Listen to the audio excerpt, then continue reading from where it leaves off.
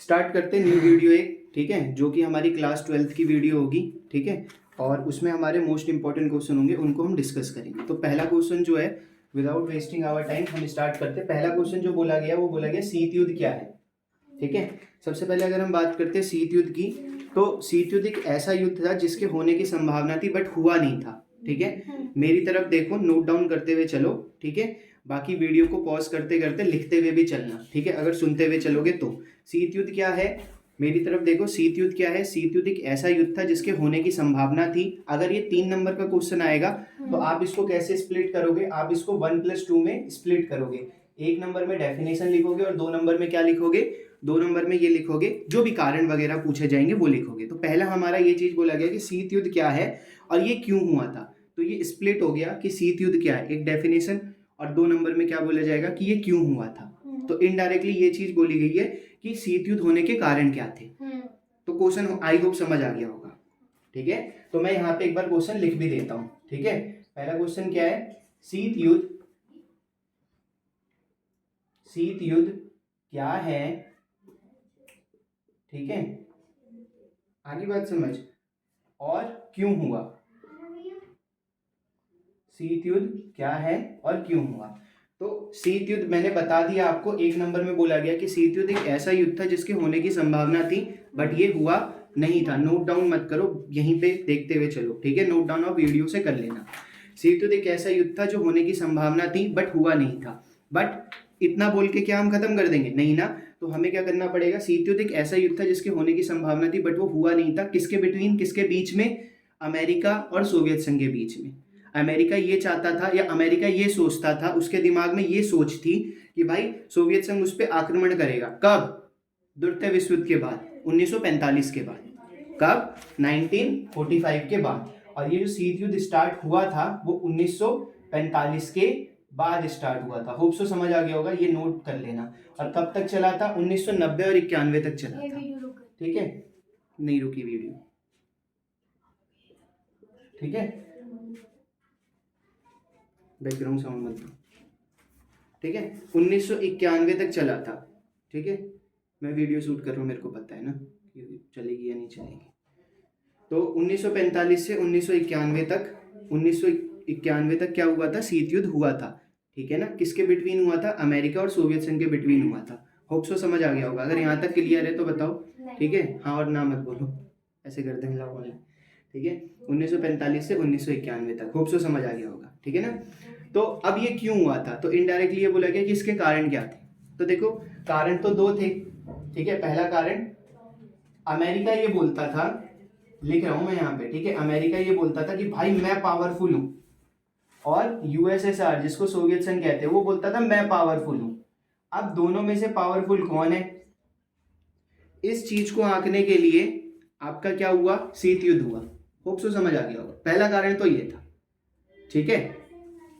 दूसरी चीज ये हुई, उनके दिमाग में ये आया, पहले तो पावर के लिए ही आया ना। दूसरा, आप ये बोल सकते हो कि जो भी द्वितीय विश्व युद्ध खत्म हुआ तो उन्होंने ये बोला कि भाई अगर मैं ना होता, दूसरा रीजन सुन लो, अगर मैं ना होता, लिख नहीं रहा हूं मैं, खाली एक्सप्लेन कर रहा हूं। अगर मैं ना होता तो मेरे कारण ये शीत युद्ध, मतलब मेरे कारण द्वितीय विश्व युद्ध खत्म ही नहीं होता। तो ये दिखाने के लिए कि भाई जो द्वितीय विश्व युद्ध है उसमें कंट्रीब्यूशन किसका था ज्यादा, योगदान किसका था, मेरा था। मैं ना होता तो कुछ नहीं होता। इसकी होड़ में भी कहीं ना कहीं शीत युद्ध हुआ था। अगेन सुन लो, 2 कारण क्या थे, अमेरिका बोलता था मैं पावरफुल हूं और सोवियत संघ बोलता था मैं पावरफुल हूं। पहला रीजन तो ये हो गया। दूसरा रीजन ये था, उनका मानना ये था कि द्वितीय विश्व युद्ध में योगदान मेरा है, जिसके कारण क्या हुआ था, शीत युद्ध हुआ था। कोई दिक्कत तो नहीं है, यहां तक क्लियर है। अगर समझ आ गया तो बताओ, मैं अगले क्वेश्चन की तरफ चलता हूं। आ गया ना, क्लियर है ना। चलो नोट डाउन तो वीडियो से कर लेना आप, मैं अगला क्वेश्चन करूं, ठीक है। वीडियो को मैं पॉज नहीं कर रहा हूं क्योंकि फिर इतना टाइम नहीं है ना। सोवियत संघ की विशेषताएं और परिणाम बताइए। पता है आपको सोवियत संघ की विशेषताएं और परिणाम, मेन बताता हूँ, ठीक है। सोवियत संघ की विशेषताएं ही बताता हूँ खाली, क्योंकि ये क्वेश्चन उठेगा। देखो, सोवियत संघ की विशेषता बताते हैं। सोवियत संघ की विशेषता तो बहुत सारी थी, बट सोवियत संघ की विशेषता में 2-3 चीज डिस्कस करेंगे। सोवियत संघ की खुद की एक प्रणाली थी जिसको हम क्या कहते थे, सोवियत प्रणाली। होप सो समझ आ गया होगा। सोवियत संघ की खुद की एक प्रणाली थी जिसको हम सोवियत प्रणाली कहते थे, वो अपने हिसाब से चलती थी, ठीक है, जो कि समाजवाद को सपोर्ट करती थी नहीं करती थी। तो ये सोवियत संघ की विशेषता थी, पहली चीज तो ये थी, ठीक है। और दूसरी विशेषता ये थी कि जो सोवियत संघ था वो बहुत बड़े बड़े देशों का मिला हुआ समूह था, तो ये भी तो विशेषता थी। आप देखो ना, जब वो टूटा तो वो 3 पार्ट में टूट गया, और उसमें से एक जो है वो रूस है, रसिया नहीं लिखता हूं, ठीक है, रूस लिखता हूं। देखो ना, रूस अभी भी कितना बड़ा है। तो ये 2 विशेषता कितनी प्यारी है। और भी आप ऐड कर सकते हो। देखो, किसी भी आंसर को मैं इसमें ना मेन चीज करा रहा हूं वीडियो में, क्योंकि किसी भी आंसर को एक्सप्लेन करने के लिए बहुत सारे पॉइंट्स होते हैं। अगर आप कुछ लिमिटेड पॉइंट्स आपके पक्के हैं और अगर आप वो लिख देते हो तो आपके जो चेकर होते हैं ना, उसके बेसिस पे आपको नंबर देते हैं। डिपेंड करता है कि आपने कितनी स्वीट और शॉर्ट समझने वाली लैंग्वेज यूज करी है। आप इतनी हार्ड लैंग्वेज मत करना। आप लिख रहे हो उद्योग लिख रहे हो, पता नहीं क्या क्या लिख रहे हो। उद्योग नहीं आ रहा तो आप व्यवसाय लिख लो। उद्योग का मतलब भी बिजनेस हो गया और व्यवसाय का मतलब भी बिजनेस हो गया।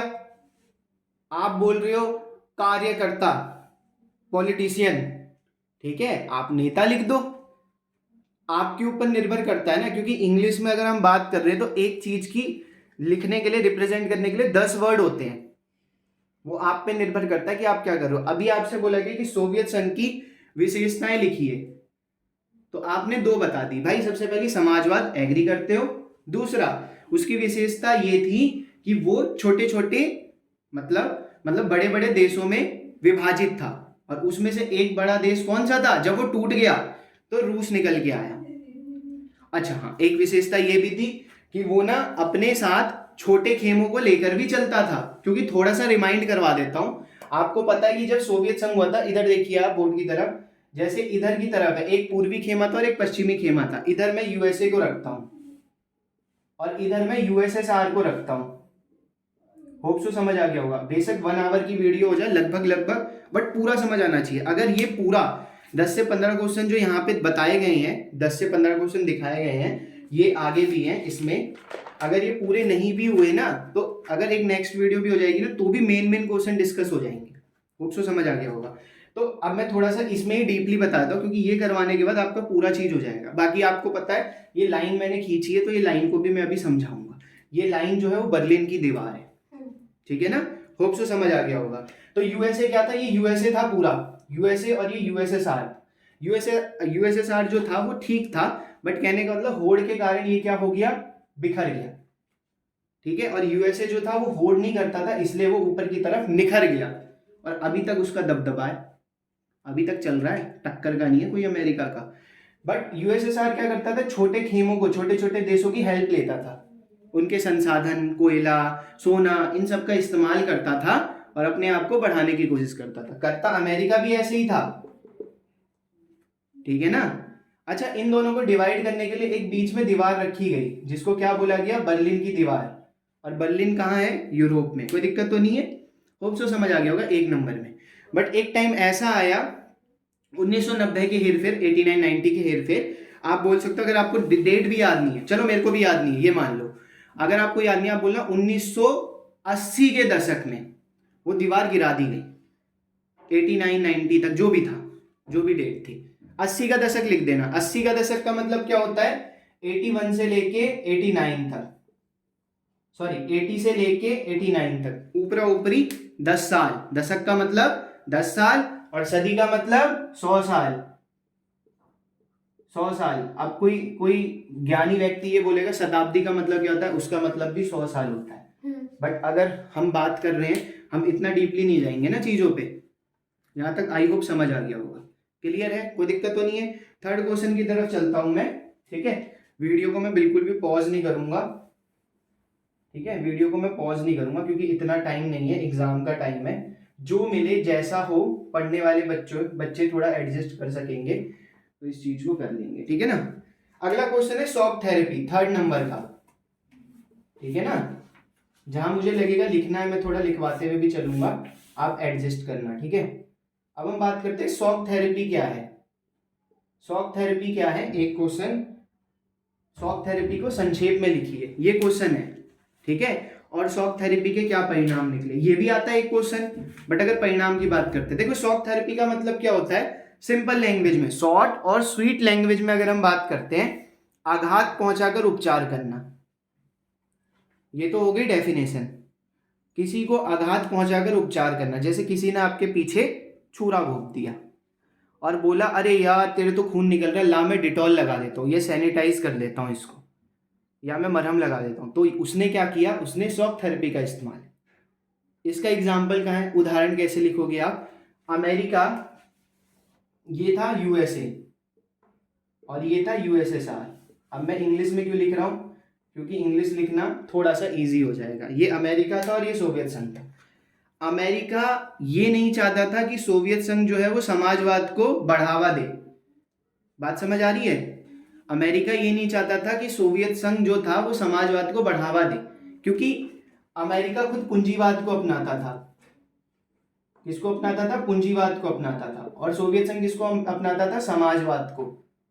तो वो ये चाहता था कि अब यार जो सोवियत संघ को अपना गुरु मानते हैं, सोवियत संघ को मानते कि भाई ये देश तो हमारा भगवान है, हमें तो इनके आगे ही चलना है, इनको समझ समझ के ही चलना है, देख देख के ही चलना है। तो वो ये चाहता था कि ये उनके लिए एक दुष्परिणाम बने, ठीक है।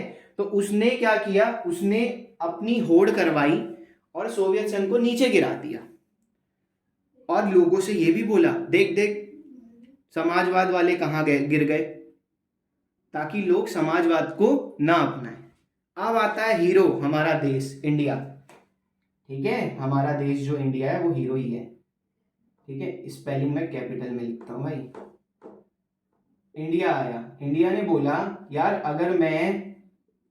अगर मैं पूंजीवाद अर्थव्यवस्था को अपनाता हूं तो मैं खाली पैसों पे जोर दूंगा, मेरा उद्देश्य क्या होगा, लाभ कमाना। अगर मैं समाजवाद की तरफ जोर देता हूं तो लाभ भी कमाऊंगा, मतलब लोगों का ज्यादा भला करूं। भारत ने बोला लाभ कमाऊं या लोगों का भला करूं, नहीं, मैं दोनों चीज करूंगा। भारत लाया बीच का रास्ता, जिसको कहते हैं मिश्रित अर्थव्यवस्था। होप सो समझ आ गया हो। यहां से क्वेश्चन उठे तो बता देना, इतना एक्सप्लेन कर देना और एग्जाम्पल लिख देना। मैं गारंटी दे रहा हूं अगर नंबर ना मिले तो बस नाम बदल देना, ठीक है, कोई दिक्कत तो नहीं है। इसके बाद हम चलते हैं अगले क्वेश्चन की तरफ, ठीक है। एक क्वेश्चन बोला गया है, थोड़ा गला खराब है ना, इसीलिए प्रॉब्लम हो रही है। एक क्वेश्चन बोला गया है, यूरोपीय संघ को बताना है और यूरोपीय संघ की कमजोरियां लिखनी है। ये एक ही क्वेश्चन बना दिया है मैंने, ठीक है। यहाँ क्वेश्चन लिख देता हूं, यूरोपीय संघ, ये मेन क्वेश्चन और टॉपिक ऐड करे हैं मैंने। यूरोपीय संघ बताना, यूरोपीय संघ क्या है और इसकी कमजोरियां बतानी है, ठीक है। अगर आप वीडियो में बने हुए हो, कमजोरियों को बताइए, तो आप क्या करोगे, डिस्कस कर लोगे, ठीक है। यूरोपीय संघ क्या है और इसकी कमजोरियां बताइए, ठीक है। यूरोपीय संघ क्या है, पता है आपको क्या है। देखो जो जैसे हम बात करते हैं ना, हम जिस एरिया में रहते हैं, मैं सिंपल टर्म में बता रहा हूँ, मैं बुकिश लैंग्वेज नहीं समझा रहा।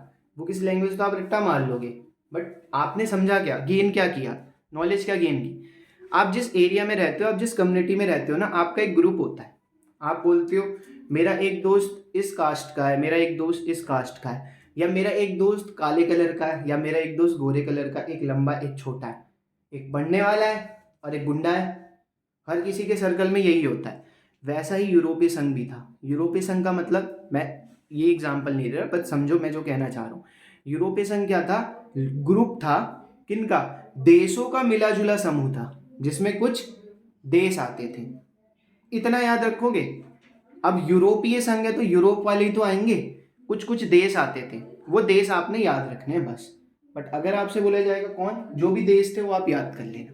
बट मैं यहाँ पे एक्सप्लेन कर रहा हूँ कि यूरोपीय संघ क्या था। मैं आपको बता रहा हूँ ना कि पेपर कैसे अटेम्प्ट करना है और क्या क्या लिखना है, क्योंकि अगर मैं इसमें बता दूं ये होगा पूरा आंसर एक्सप्लेन करके चलूँ तो वीडियो तो भैया 10 घंटे की हो जाएगी और उतना आपके माइंड में लोड पड़ जाएगा। यूरोपीय संघ का क्या था? कुछ देशों का मिला जुला समूह था जिसमें आपके पास स्थायी और अस्थायी दोनों सदस्य, ठीक है, जिसमें से अस्थायी जो थे वो 5 सदस्य लगभग थे, जो भी थे, कोई दिक्कत तो नहीं है, या स्थायी जो भी थे वो आप देख लेना, ठीक है। स्थायी और अस्थायी सदस्य थे। बट अब इसकी कमजोरी क्या थी? कमजोरी क्या थी? देखो, जिंदगी में एक बार ऐसा टाइम आया कि हर देश को अस्थायी सदस्य बनने का मौका मिला। तो कमजोरी उसकी ये थी कि उसमें स्थायी सदस्यों की संख्या लिमिटेड थी, ये मेन था। और इसके ऊपर कई बार मांग उठी कि भाई जो अस्थायी सदस्य उनकी संख्या कम क्यों करी गई है, सॉरी स्थायी सदस्य जो उनकी संख्या कम क्यों करी गई है, उनकी संख्या बढ़ाओ ना, हर किसी को मौका मिलना चाहिए ना। नहीं यही बात समझ? कई साल पहले से जो संगठन बना हुआ था, यूरोपीय संघ जब बना था, तब से लेके जो स्थायी है वो स्थायी है, अस्थायी बदल रहे हैं। तो कभी ना कभी हर देश को एक एक बार स्थायी सदस्य होने का मौका तो मिले। आ रही बात समझ? दूसरी कमजोरी ये थी, जो स्थायी सदस्य थे उनको वीटो पावर मिला हुआ था। वीटो पावर क्या होती है? सबसे पहले जैसे मैं बात करता हूँ, वीटो पावर लिख देता हूं मैं, वीटो पावर मिला हुआ था, ये इसकी एक कमजोरी थी। किसकी? यूरोपीय संघ की, ठीक है, वीटो पावर मिला हुआ था। अब ये वीटो पावर क्या होता है? वीटो पावर का मतलब होता है जब भी हम कोई डिसीजन लेते हैं, अगर हमें उस पर रोक लगाना होता है तो हम इस पावर का इस्तेमाल करते हैं। जैसे भारत में वीटो पावर खाली एक व्यक्ति के पास है, वो है हमारे राष्ट्रपति। कोई दिक्कत तो नहीं है? कोई भी डिसीजन होता है उस पर रोक लगा सकते हैं। आपको पता है जो राष्ट्रपति होते हैं वो इतने पावरफुल होते हैं कि वो किसी व्यक्ति की फांसी भी रुकवा सकते हैं। रूल की तो अलग बात है, फांसी भी रुकवा सकते हैं। अब मुझे बताओ यहां तक समझ आया तो नहीं आया तो मैं दोबारा समझाता हूँ। आ गया? दोबारा एक बार रिवाइज करते हैं। यूरोपीय संघ जो था वो कुछ देशों का मिला जुला समूह था जिसमें स्थायी और अस्थायी सदस्य थे, और स्थायी सदस्य की संख्या आपको याद रखनी है, और अस्थायी और कौन से देश थे वो याद रखने। बस। कमजोरी क्या थी? स्थायी सदस्य कम थे और वो पक्के हैं, अभी तक पक्के हैं।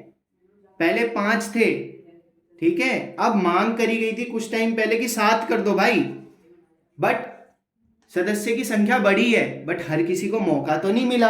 अगर मौका मिलता तो बात होती।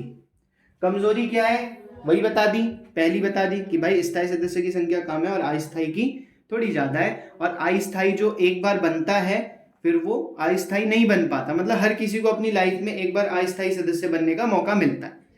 दूसरी कमजोरी ये थी कि भाई जो स्थायी सदस्य उनके पास वीटो पावर है और अस्थायियों के पास नहीं है। होप सो समझ आ गया हो, या दोबारा समझाऊं? क्लियर है? नोट डाउन करते हुए चलना, जब आप वीडियो देखोगे तब आप नोट डाउन करते हुए चलना, ठीक है। ये तो कमजोरियां हो गई। एक क्वेश्चन और करते हैं स्वतंत्रता के समय वाला, ठीक है। मैं इसको इरेज करता हूं, फिर जल्दी से करते हैं।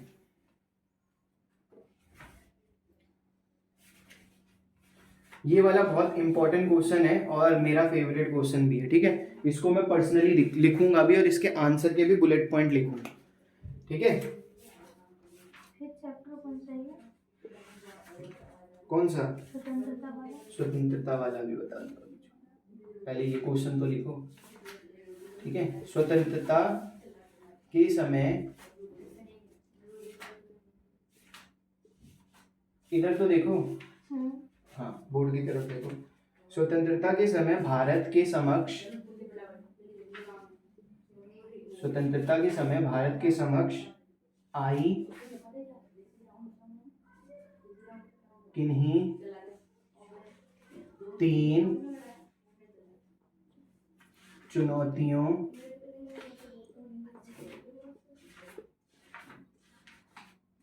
की व्याख्या कीजिए।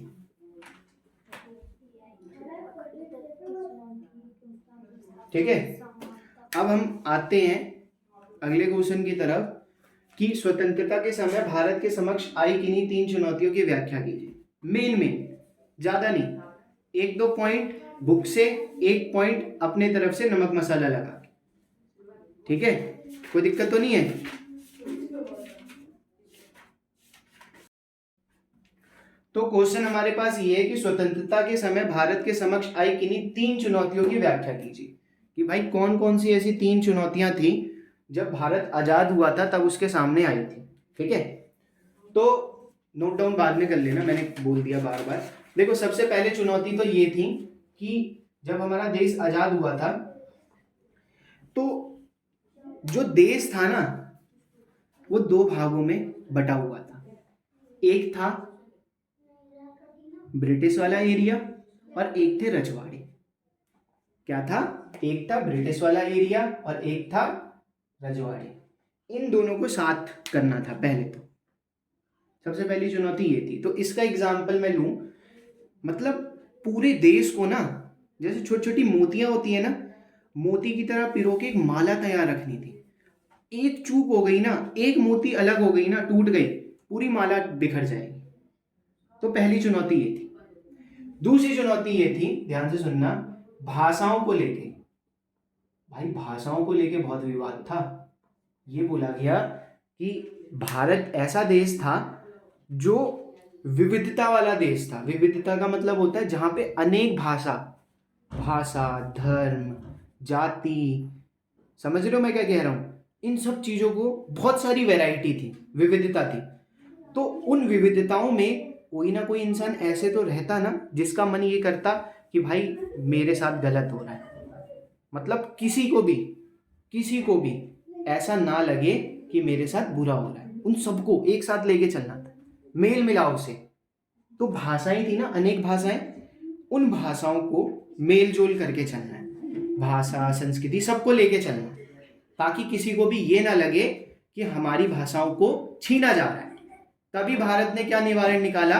भारत ने ये निवारण निकाला, किसी को भी राष्ट्रीय भाषा का दर्जा नहीं देना है। क्योंकि विवाद हुआ था, साउथ वाले जो होते हैं ना उनकी थोड़ी क्या बहुत बोल लो, साउथ वाले एरिया के जो लोग होते हैं उनकी हिंदी थोड़ी कम होती, वोकल जो होती है ना बोलने वाली हिंदी, वो टोन नहीं आती, वो बोल नहीं पाते ढंग से।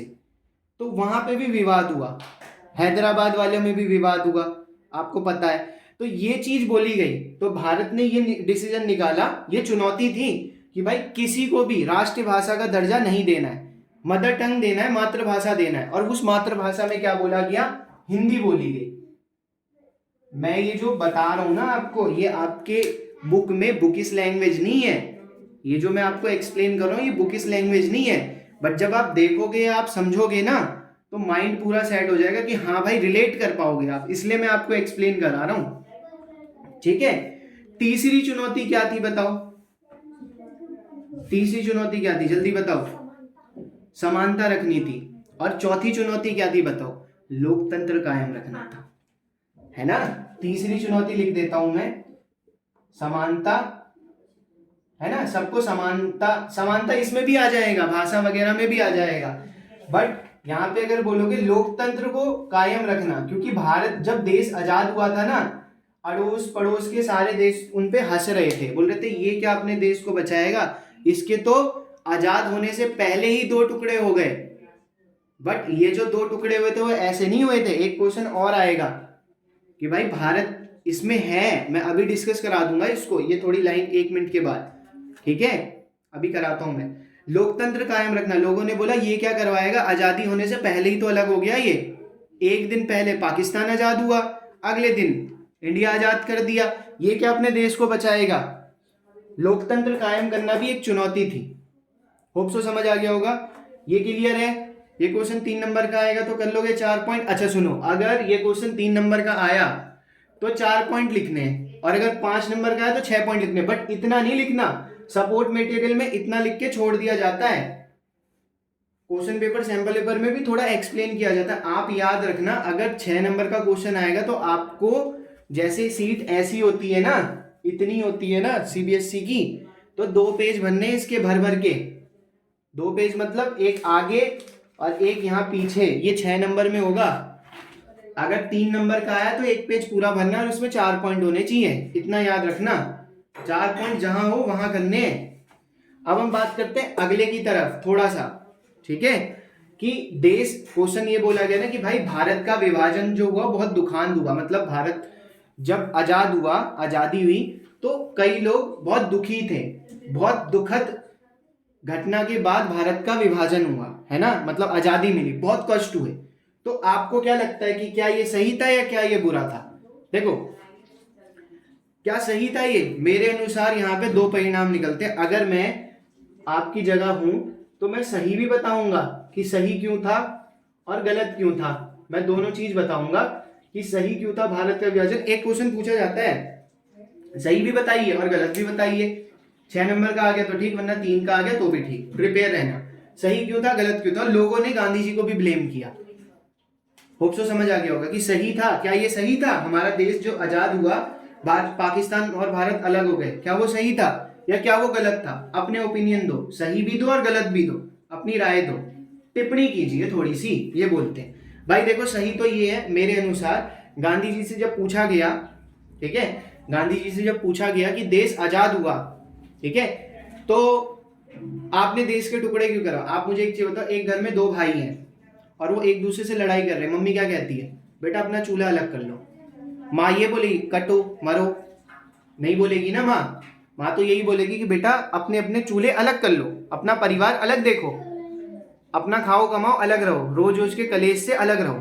तो सही तो ये था कि जब भारत पाकिस्तान में विवाद हो रहा था, लड़ाई हो रही थी, तो उस केस में गांधी जी ने ये बोला कि भाई हिंदू मुसलमान लड़ रहे हैं, उससे बढ़िया तो अलग ही हो जाएंगे, तो ठीक है, अपना रहेंगे अलग अलग, सबको पता चल जाएगा कि किसकी अर्थव्यवस्था अच्छी है और किसकी बेकार है। और हमें पता है कि किसकी अर्थव्यवस्था अच्छी है, भारत की अर्थव्यवस्था अच्छी है। और क्या? दूसरी चीज आ जाओ, गलत के बारे में बात करते हैं। गलत ये हुआ कि अभी तक ये बोला जाता है कि अगर भारत पाकिस्तान, देखो भारत और पाकिस्तान अलग हुए, पाकिस्तान से अलग होके निकला बांग्लादेश। अगर ये सोचो भारत पाकिस्तान और बांग्लादेश तीनों एक साथ होते तो इनकी अर्थव्यवस्था जीडीपी कितनी होती? पॉपुलेशन मत देखो, जीडीपी कितनी होती ये सोचो, कितनी अर्थव्यवस्था होती, कैसी अर्थव्यवस्था होती? क्या इनके टक्कर का कोई होता? नहीं होता। आज आप एक एग्जांपल देखो ना, मैंने पिछला क्वेश्चन ही कराया है, रूस रसिया तेल के मामले में इतना बेटर है कि भारत का तेल वहीं से आता है। 99% बच्चों को ये लगता है कि भारत का तेल दुबई से आता है, आपके पास सऊदी अरब से आता है। आ रही बात समझ? बट वो गलतफहमी है। भारत के रसिया के साथ बहुत अच्छे संबंध है, हमारा तेल वहीं से आता है। कोई दिक्कत तो नहीं है? कोई दिक्कत? तो अब सोचो ना कि जब वो दो तीन देश जो डिवाइड हुए थे सोवियत संघ के, वो इतने पावरफुल हैं, एक ही पावरफुल है, और यहाँ पे भी इंडिया ही बहुत पावरफुल है तीनों में से। क्योंकि अभी आपने देखा कि बांग्लादेश में भी क्राइसिस चले थे, संकट चले थे, और पाकिस्तान में भी संकट चला था। तो अगर ये तीनों मिलजुल के रहते, तीनों भाई एक तरीके से भाई मिलजुल के रहते, तो क्या होता? कहाँ होती इसकी अर्थव्यवस्था? इसके आसपास कोई भटकता भी नहीं अभी तक। कोई दिक्कत यहाँ तक? ठीक है, समझ आ गया? अब आते हैं हम एक और नेक्स्ट क्वेश्चन की तरफ, जिसमें बोला गया भारत की दलीय प्रणाली पर आपातकाल का किस तरह असर हुआ। तो क्वेश्चन मैंने रेड कलर से लिख दिया है और आंसर में ब्लैक कलर वाले मार्कर से लिखता हूँ, ठीक है, क्योंकि ना वीडियो में थोड़ा लाइट आ रहा है, ठीक है। अगर मेरे को लगता तो मैं पहले से ही इसको हटा देता, ठीक है। हम बात करते हैं, आपको जब क्वेश्चन दिया जाता है ना, ऐसा क्वेश्चन 3 नंबर का या 5 नंबर का, आप सबसे पहले लिखोगे भारत की दलीय प्रणाली पर आपातकालीन का प्रभाव निम्नलिखित तरीके से या का असर निम्नलिखित तरीके से हुआ। उसके बाद आप क्या करोगे, 2 डॉट बनाओगे और अंडरलाइन कर दोगे। इससे क्या फायदा होगा, मैं लिखने का तरीका भी बता रहा हूं, आपका स्पेस ज्यादा बढ़ जाएगा, और जो चेकर करेगा, उस चेकर चेक करेंगे, उनको ये लगेगा कि भाई बच्चे ने बहुत लिखा है। पहली ट्रिक ये हो गई। ये ट्रिक मैंने पहले भी डिस्कस कराई है कि how to attempt any question paper, मैं डिस्क्रिप्शन में डाल दूंगा, ठीक है ना, उस वीडियो का लिंक भी। होप सो समझ आ गया होगा। अब कि आपातकालीन का क्या असर हुआ, तो सबसे पहले आपने बोला निम्नलिखित असर हुआ, उसके बाद आप पहला पॉइंट लिखोगे, ठीक है। लोगों का ना, मैं लिख नहीं रहा हूं बट मैं एक्सप्लेन कर रहा हूं। पहला हो गया कांग्रेस पर विश्वास, ठीक है, कांग्रेस पर विश्वास जो था वो लोगों का हटने लग गया, ठीक है। पहला पॉइंट ये हो गया। क्यों? क्योंकि कई लोगों ने आरोप लगाया कि भैया कांग्रेस जो है उसने अपनी शक्तियों का गलत इस्तेमाल किया है। आपातकालीन के टाइम पे गलत इस्तेमाल किया है, क्योंकि आपातकालीन जब हुई थी उससे पहले ही राष्ट्रपति बना दिया गया था। किसको? वीवी गिरी को। किसको? इंग्लिश में लिख रहा हूं वीवी गिरी, और हिंदी में भी लिख देता हूं वी गिरी।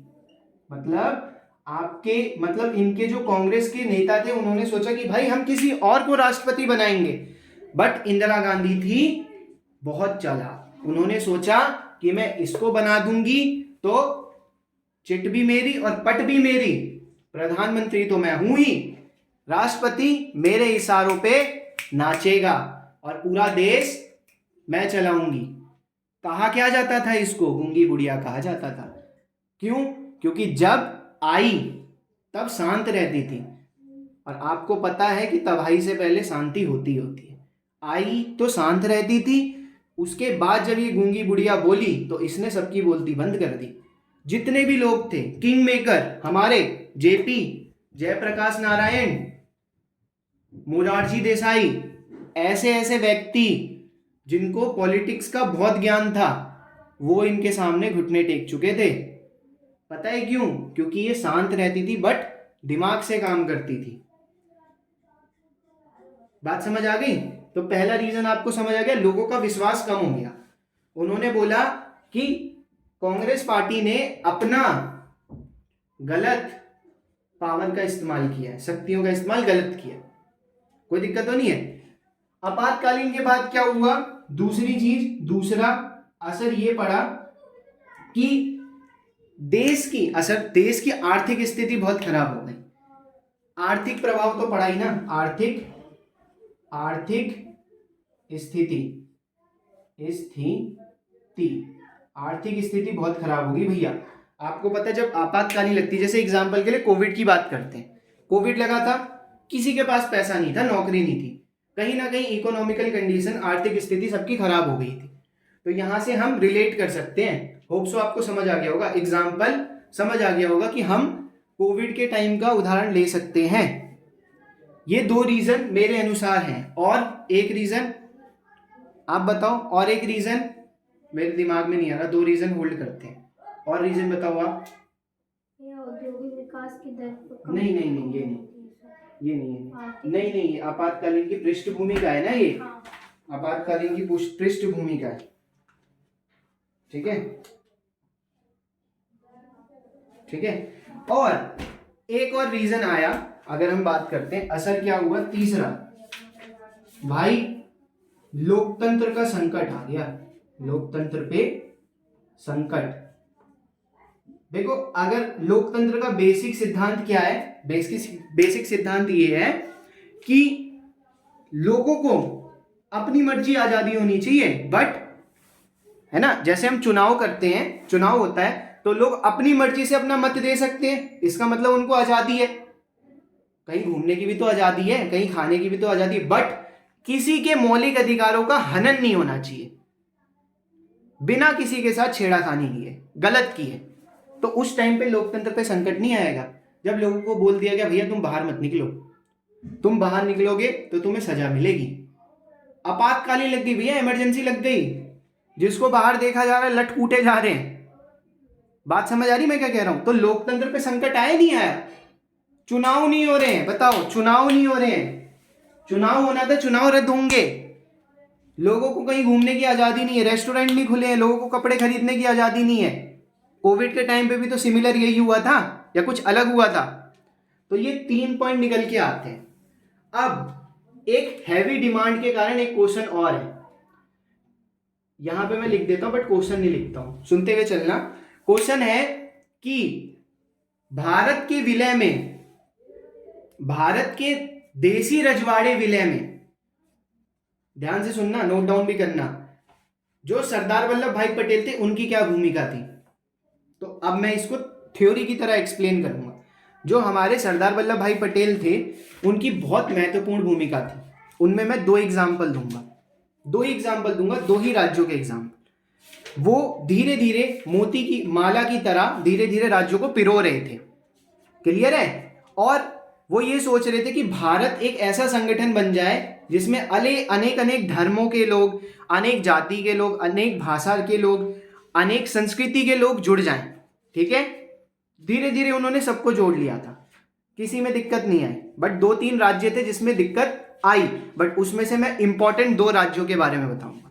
सबसे पहले थे हैदराबाद। ठीक है, हैदराबाद वाले जो थे उसमें आपके जो निजाम रहा करते थे, उन्होंने बोला नहीं, हम भारत में विलय नहीं करेंगे। सरदार वल्लभ भाई पटेल ने बोला भाई अगर विलय करते हो, विलय का मतलब जुड़ते हो, तो तुम्हें ये फायदे होंगे। उन्होंने बोला नहीं, मुझे नहीं जुड़ना। बोले अच्छा ठीक है। सरदार वल्लभ भाई पटेल ने बोला ठीक है, जुड़ते हो तो ठीक है, वरना हमले के लिए तैयार रहना, हम हमला कर रहे हैं। अतः एट द एंड क्या हुआ, लड़ाई हुई, जीता कौन? सरदार वल्लभ भाई पटेल। हमारे पास आर्मी थी, अच्छी आर्मी थी, क्योंकि हमारा, अब भगवान भी साथ देता है, हमारा उद्देश्य सही था, हमारा उद्देश्य खराब नहीं था, इसलिए हम जीत गए। अब आता है दूसरा राज्य जो हर किसी को पता है कि जो भारत का ताज था, कौन? जम्मू कश्मीर। ध्यान से सुनना, जम्मू कश्मीर के पास जा ही रहे थे आतंकवादी ने, नक्सलवादियों ने, वहां के राजा जिसका नाम क्या था? हरि सिंह, उन पे अटैक कर दिया और उनको मार दिया। सरदार वल्लभ भाई पटेल पहुंचे, एग्रीमेंट साइन करवा ही रहे थे, जा ही रहे थे, उनकी मृत्यु हो गई, तो साइन कौन करता? हमारा देश का ताज अधूरा रह गया। ताज मैंने इसलिए बोला, मैप को आज ध्यान से देखना, ताज है वो, ठीक है, और सुंदर भी है बहुत ज़्यादा, कश्मीर बहुत सुंदर है, तो वैसे ही रह गया। और उसके बाद जब हमारे मोदी जी आए, तब उन्होंने क्या किया, हमारे प्रधानमंत्री जी, उन्होंने क्या किया, वहाँ पे चेंजेस करके और हमें दोबारा हमारा ताज वापस लौटाया और विलय करवाया। ठीक है, यहाँ तक कोई दिक्कत? तो मैं ये बोलता हूँ, आई होप आपको वीडियो पसंद आई होगी। और ये वीडियो शॉर्ट ही रखी है मैंने, बट इसमें इंपॉर्टेंट क्वेश्चन और इम्पॉर्टेंट टॉपिक टाइप के डिस्कस किए। चैप्टर भी मैंने 2-3 चैप्टर डिस्कस कर लिए। तो अगर वीडियो पसंद आई हो तो चैनल को सब्सक्राइब करिए, वीडियो को एक लाइक करिए और एक प्यारा सा कमेंट करिए। Thanks for watching this video.